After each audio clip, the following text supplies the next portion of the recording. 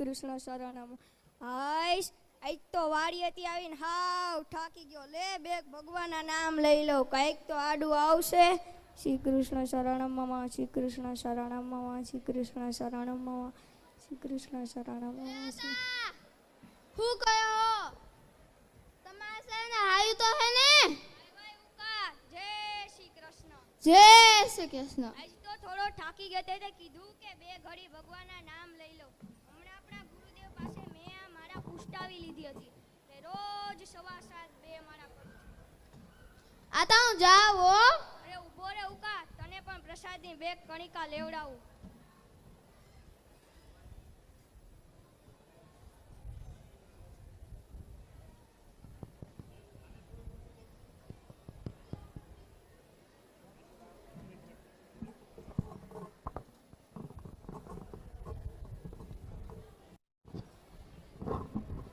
આજ તો મારા અહોભાગ્યની વાત છે કે મારી ઘરે આજ વૈષ્ણવ આવ્યા છે. આ તો આ પેશાબ તો બહુ મીઠો હે હો. મીઠો તો હોય જ ને, શ્રી ઠાકોરજીને ધરાવેલો છે, એમાં કાંઈ બાકી હોય?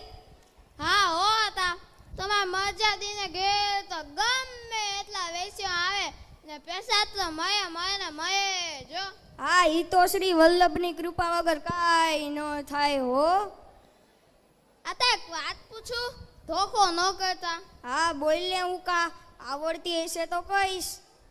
તમને બધાય મરજાદી મરજાદી કેમ કે આપીએ તો કમ બી? અરે દીકરા, મેં વરજાદ લીધી છે એટલે. ઈ ક્યાંથી લીધી? ભાઈએ લેવી હોય તેમાં કેટલી નહોતું જોઈ? અરે દીકરા, ઈ કાંઈ વેચાતી ન મળે, આપણે ગુરુદેવની હવેલીએ જવું પડે છે. ના દીકરા, ઈ કાંઈ વેચાતી ન લેવાની હોય છે, ઈ તો આપણા ગુરુદેવ આપે છે. આપ્યા ગયું તો આપણને બાચકું ભરીને દે કે થેલી ભરીને આપે? અરે દીકરા, તું ગાંડો થઈ ગયો કે શું? આપણે ગુરુદેવની હવેલીએ જવું પડે, ગુરુદેવને વિનંતી કરવી પડે કે મારે મરજાદ લેવો છે. પછી તે આપણને એક દિવસનો ઉપવાસ કરાવીને કહે છે કે ક્યારે પણ નાત જાતમાં કે જગત જૂઠણ ખાવા જવું જોઈએ નહીં, અને શ્રી ઠાકોરજીને ધરાવેલો પ્રસાદ લેવાનો હોય છે, એનું નામ મરજાદ. એ હતા તમે અમે કઈ કપલસ અપલસ ઈ વાય હું બોલ્યા? અરે દીકરા, આપણે કાંઈ વાડીએ ગયા હોય કે બહાર ગામ ગયા હોય તે આપણે એકબીજાને અડ્યા હોય, પછી આપણે ઘરે આવીને શુદ્ધ જળથી નાહીએ, એનું નામ અપરસ. આજના ડૉક્ટરો પણ આપણું નિદાન કરીને સીધા જ શુદ્ધ જળથી હાથ ધોવે છે, એનું આ જ કારણ છે.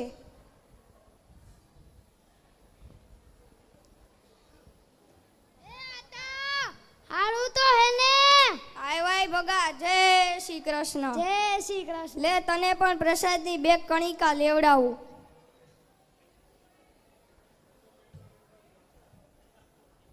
આજ તો મારા ભાઈગ જ ખુલી ગયા લ્યો. આજ તો મોજ પડી ગઈ. તમે બે જણા ક્યારું ના હું વાતું કરતા હતા? અરે ભગા, તે તો આ ઉકાની જેમ ભગો જ કર્યો. અમે ક્યારું ના વાતું નહોતા કરતા, સત્સંગ કરતા હતા. હા, ઈ તો મેં સાંભળ્યું હતું કે પુષ્ટિ સંસ્કાર ધામે સત્સંગ થાય છે તો એવો જ હોય ને? હા, સત્સંગથી આપણનું જીવન સુધરે છે. આપણને આ કિંમતી મનુષ્ય દેહ મળ્યો હોય તો આપણે ઓટલે બેસીને મારી કે તારી કરીને ઢોર જેવું જીવન શું કામે કરવું જોઈએ? હે આતા, એ વાત તો તમારી સાવ સાચી. 2 દી પહેલા મેં સાંભળ્યું હતું કે મહાપુરુષ જેવા ચાચા હરિવંશજી અને એના ભેગા 5-6 સેવકો પણ આવ્યા હતા. એ બોરિયા ગામને ભેગું કરી કહેતા હતા કે અમે તો બધાને ગામડે ઝઘડવા જઈએ છીએ, એટલા જાગશે ને એટલા ઠાકોરજીના તરણે આવશે, બાકીના તો ઢોર જેવું જીવન જીવશે. આજ કદાચ અહીંયા આવે હો. લે કઈર ભગા વાત, તું કહેતો તો એમ જ લાગે છે. આવો વાલા વૈષ્ણવ, આવો સૌને જય શ્રી કૃષ્ણ. જય શ્રી કૃષ્ણ. પેલા અહીંયા બેસો, પછી બધાને પ્રસાદની કણિકા લેવડાવું.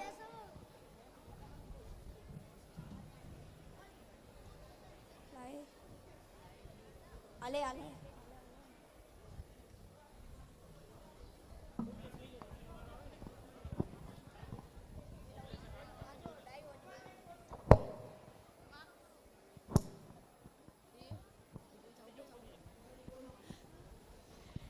હે આતા, આપણે આ ગામમાં સત્સંગ કરવો હોય તો થાય ને? હા થાય જ ને. આખા જગતના ગુરુદેવ શ્રી મહાપ્રભુજીના સેવક ચાચા હરિવંશજી આજ આપણને સત્સંગ કરાવશે. હા હા ડાયા, સત્સંગ થાય તો સારામાં સારું. હાલો આપણે ગામને ભેગું કરીએ. એલા માધા, તું શેરીએ શેરીએ નાકે નાકે બધી બેનું કે ભાઈઓને બોલાવતો હોય સત્સંગમાં આવે. હા તા હાલો, હમણાં જ બધાયને બોલાઈ આવું. એ હાલો હાલો, સત્સંગમાં તમને કહું છું આજે ચાચા હરિવંશજી આવ્યા છે. આપણા ભાઈ ખુલી ગયા. એ આવો આવો, બેસો. સત્સંગ પૂરો થાય પછી બધાને પ્રસાદની કણિકા લેવડાવીશ.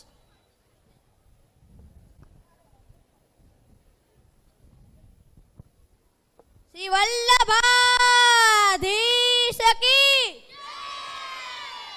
શ્રી ગુસાઈજી પરમ દયાલ કી, શ્રી શાંતસિંહ અમને મહારાણી કી. લે ગોદન, આ તું સત્સંગ કરાવ. વલ્લભાધીશ કી જય, શ્રી શ્યામ સુંદરસિંહ અમને મહારાણી કી જય, શ્રી ગુસાઈજી પરમ દયાલ કી જય.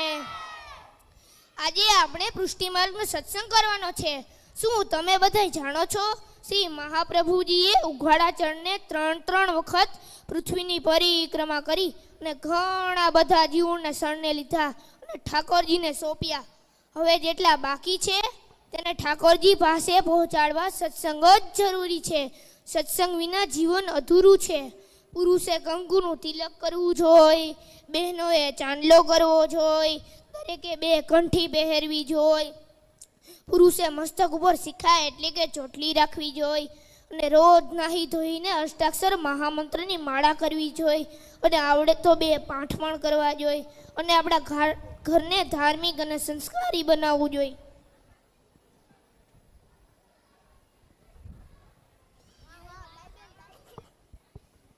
આટા, હું એક પ્રશ્ન પૂછું?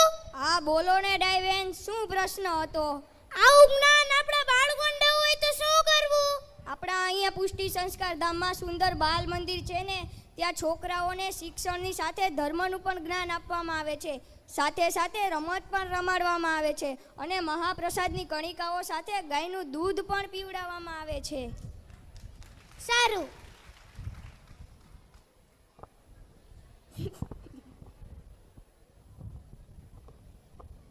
દાદાએ તો આપને ખૂબ જ સમજાવ્યા કે હે ચાચાજી, હું તમને એક પ્રશ્ન પૂછું?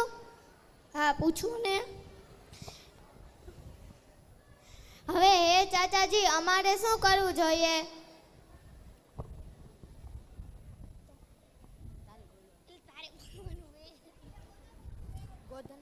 લે ગોદન, સમજાવી દે. તમારે શેરીએ શેરીએ જઈને સત્સંગ કરવો જોઈએ.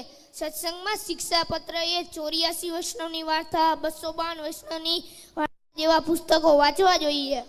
હા ભલે. હે આતા, હું એક પ્રશ્ન પૂછું? હા બોલો ને જશોદાબેન, શું પ્રશ્ન હતો?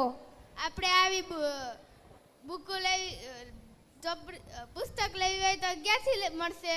હા જશોદાબેન, આપણે સામે પૃષ્ટિ શૃંગાર ભવનમાં દરેક પુસ્તકો મળી રહેશે. આજે તો પુષ્ટિ સંસ્કાર ધામમાં મોટો મનોરથ છે ને. હા હાલો, આજ આપણે બધાય મનોરથમાં જઈએ અને શ્રી ઠાકોરજીના દર્શન કરીએ. હે આતા, આપણે આવા મનોરથ કરવા હોય તો થાય કે નહીં? હા હા થાય જ ને. અહીં આપણે ઓફિસ છે, ત્યાં ફોર્મ ભરી લેવાનું રહેશે. હા ભલે. આતા, હું એક પ્રશ્ન પૂછું? હા બોલો ને ડાયબેન, શું પ્રશ્ન હતો? ચાચાજી, મારા દીકરાને માથું બહુ દુખે છે, તેનો કંઈક દોહરો કરી આપો ને. લે ઠાકરસિંહ, તું જ સમજાવી દે. આપણા પૃષ્ટિ માર્ગમાં દોરો ન હોય. ઠાકરજી ઉપર પૂરી શ્રદ્ધા અને વિશ્વાસ રાખવો જોઈએ. એમના અષ્ટકના પાઠ કરવા જોઈએ, 252 વૈષ્ણવોની વાર્તા કરવી જોઈએ, અષ્ટાક્ષર મહામંત્રની માળા કરવી જોઈએ, સારા વૈદ પાસે જવું જોઈએ અને હા ખાસ બહારનું ખાનપાન તો ખાવું જ ન જોઈએ. હા સારું. હે ચાચાજી, હું તમને એક પ્રશ્ન પૂછું? આ પૂછો ને સમજુ બેન. મારા દીકરાની સગાઈ નથી થતી, કંઈક રસ્તો કરો ને. લે ઠાકરસિંહ, તું જ સમજાવી દે. ઠાકોરજી ઉપર પૂરી શ્રદ્ધા અને વિશ્વાસ રાખવો જોઈએ. ઠાકોરજી પરમ કૃપાળુ છે. તે ક્યારેય કોઈ વૈષ્ણવનું અહિત નથી વિચારતા.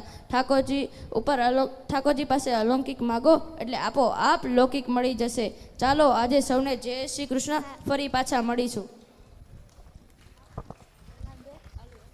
શ્રી વલ્લભાધીશ કી શ્રી ગુસાઈજી પરમ દયાલ કી શ્રી શ્યામ સુંદરસિંહ અમને મહારાણી કી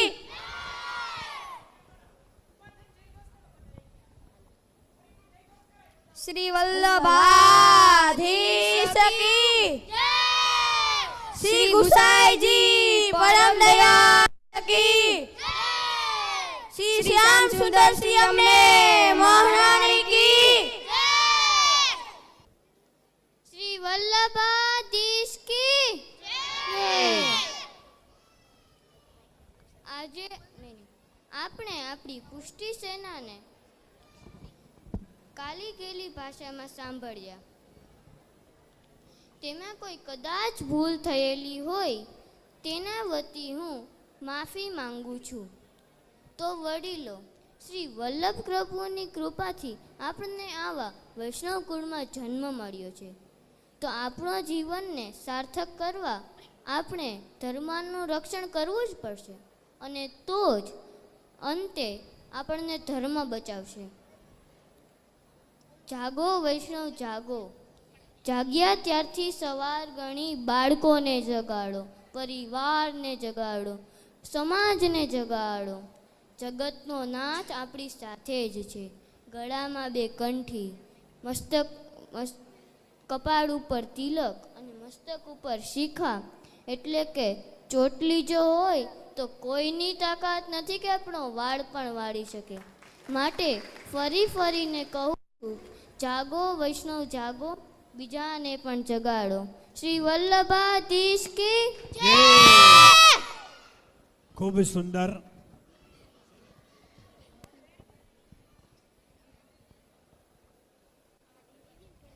આ નાટકમાંથી કંઈક શીખીને ઘેરે જાજો હો.